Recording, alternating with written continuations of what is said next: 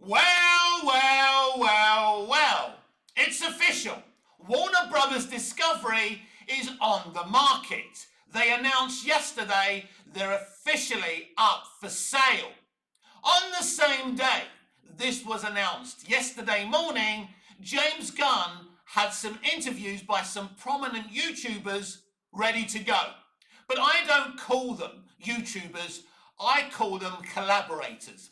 Already, I've seen that Boba Talks interviewed James Gunn on his YouTube channel, and Charlie Schneider of Emergency Awesome also interviewed James Gunn on the day it was announced that Warner Brothers Discovery is up for sale. Coincidence? I think not. There's no such thing as coincidences, right? So I call Boba Talks and Emergency Awesome collaborators. Of course, it winds me up that these two collaborators were simping James Gunn. And it's very hard for me to call Boba Talks a collaborator because I always liked Boba. Back in the days when he was just talking about Gotham and other DC TV shows, he came across as a genuine DC fan. Being a genuine DC fan myself, I subscribed to him. I loved him. But ever since James Gunn was announced as the co-CEO of DC Studios, Boba Talks has changed the style of his platform, and it served him well. A shill, a collaborator.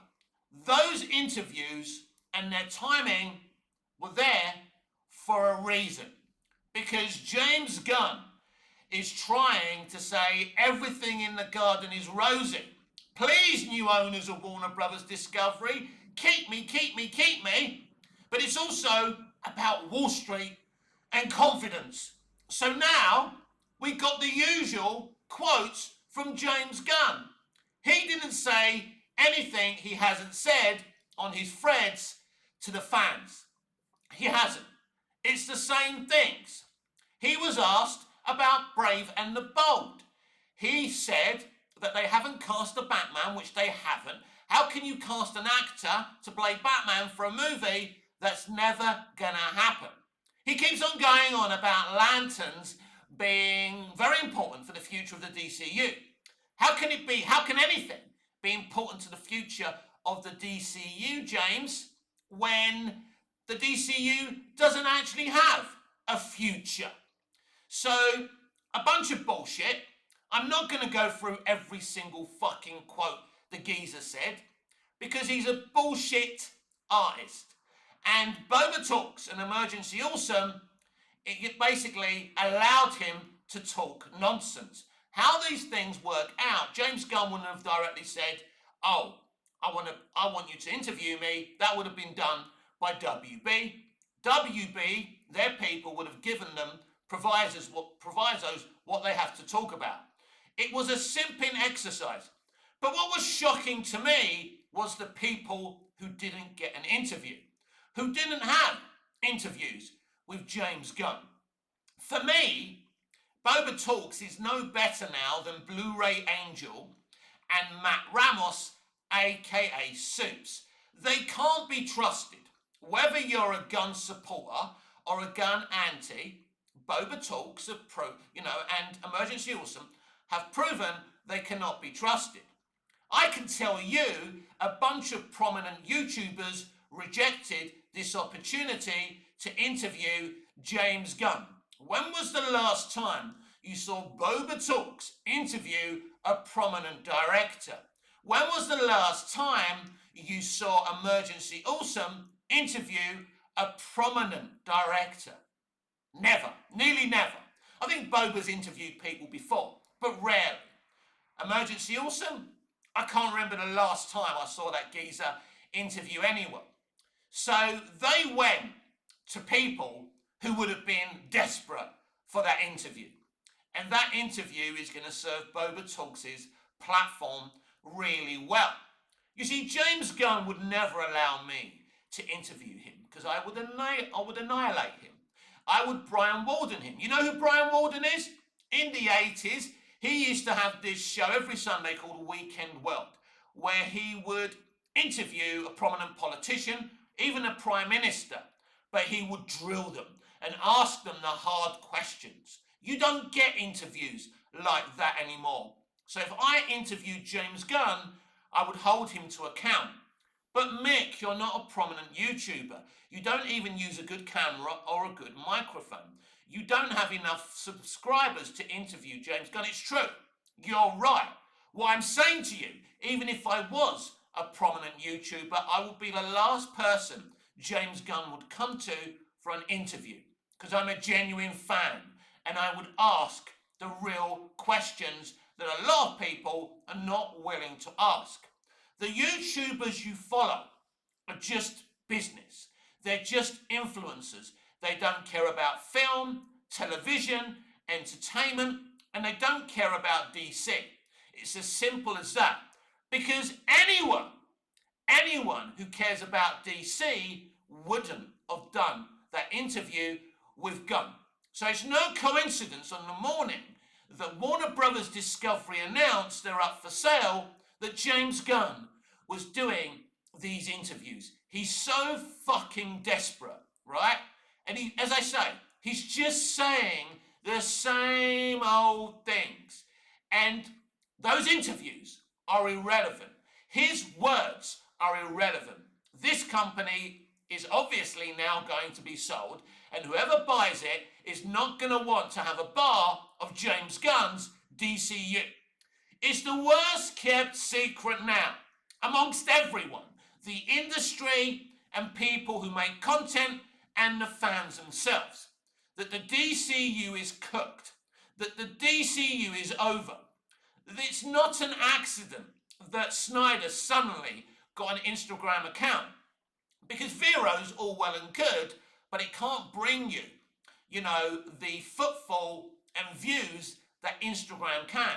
He went from showing pictures from the production of his latest movie, The Last Picture, to showing pictures of Ben Affleck's Batman, Henry Cavill's Superman. There's reasons for this. Some cynical people saying he's just trying to uplift himself. Well, Zack Snyder isn't that type of man, and this is happening for a reason. Joe Manganiello retweeting a picture of Deathstroke. That's no accident either. I'm going to do a little question and answer session at the end of today's DCEU Daily, so hang around for that.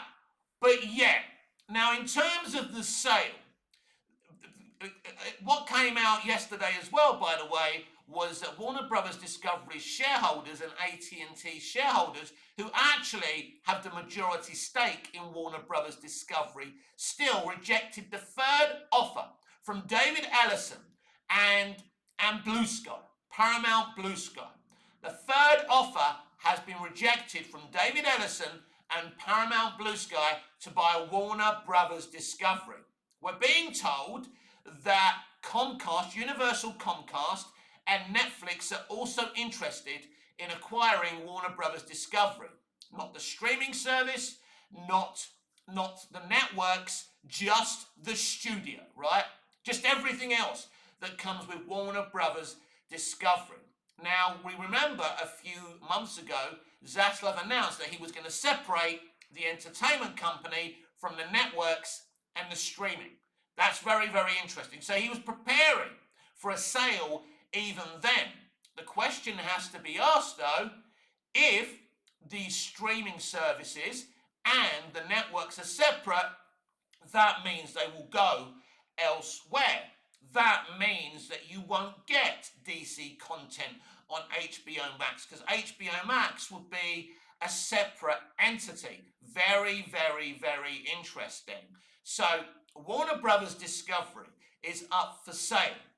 And a lot of people have their opinions. Listen, this is not like scooping a movie story or who's going to be in a movie, who's going to direct the movie, who's going to be in the latest episode of your favorite TV show. This is business.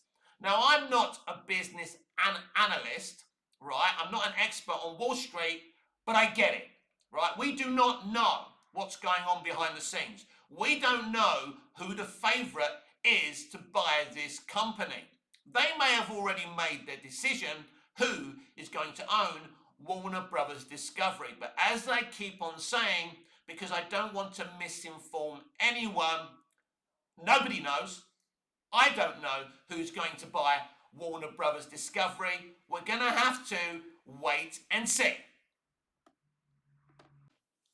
I haven't done this for a very long time, but I'm going to read out some of your questions to me. And I do, for a very small YouTuber and a small content creator, get bags and bags of questions. And I really want to answer some of them today. So I had a very interesting question from Jemima in Texas. Hello, Jemima. Very pleased to meet you. Thank you for watching the channel. If you haven't subscribed, please do. So you asked me, you said you're a very, very big Zack Snyder fan. You especially love Henry Cavill's Superman and Man of Steel. And you asked me, do I believe the Snyderverse can be restored? As I said earlier, I do not like to misinform people or give people false hope. What I'm saying to you is, there's hope. There's always hope. There's certain things going on at the moment that are very suspicious, that would lead us to have hope that the Snyderverse can be and will be restored. But there's no absolutes in this industry. But there's always hope and there's always a chance. So to you, Jemima, and to others out there who want the Snyderverse restored, keep on hashtagging. Keep on supporting Zack positively.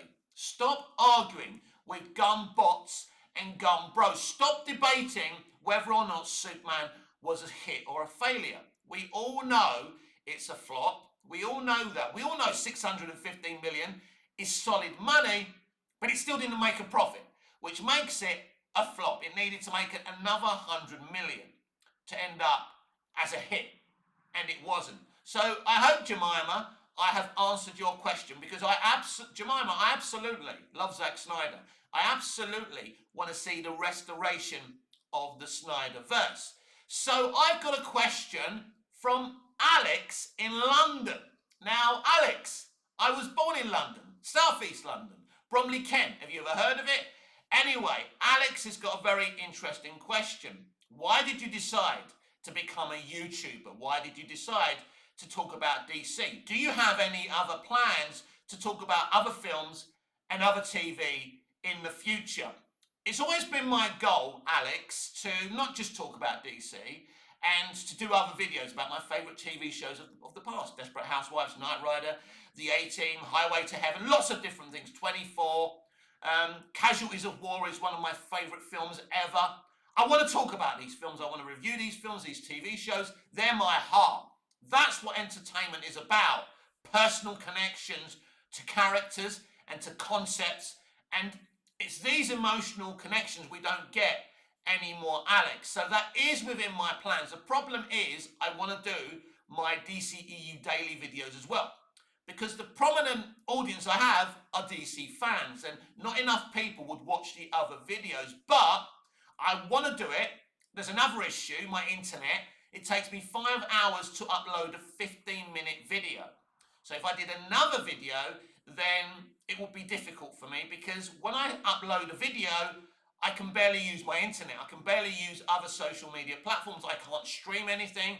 So it's difficult. My internet's bad. I'm working on basic material here, but it is within my plan. Now, to answer your other question, what made me decide to be a YouTuber? Well, that's simple. I was seeing people like Grace Randolph, John Campion talking utter bollocks, especially about the Snyderverse, and I wanted my voice heard.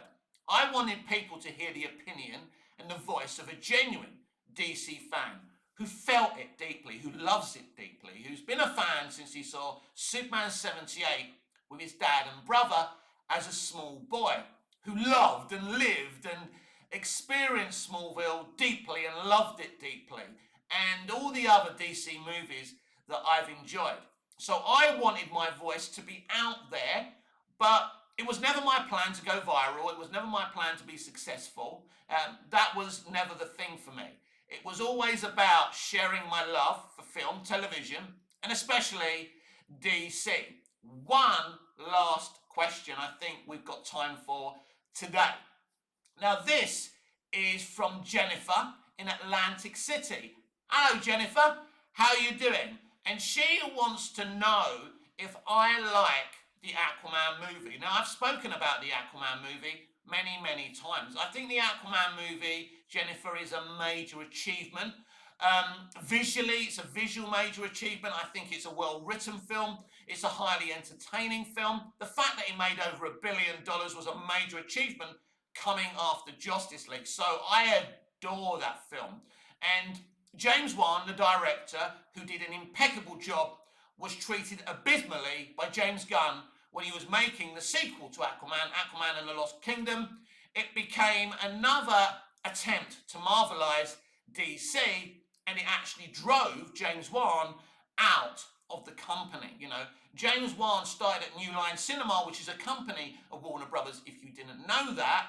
So he's been around making horror for a long time, and Gunn and his behavior towards him drove him out. But yeah, I absolutely love Aquaman. So put down your comments, like, share, and subscribe, and we'll try and do this more often. Answer some questions, because it's a lot of fun to connect to the people who are viewing my content. I'll see you again tomorrow.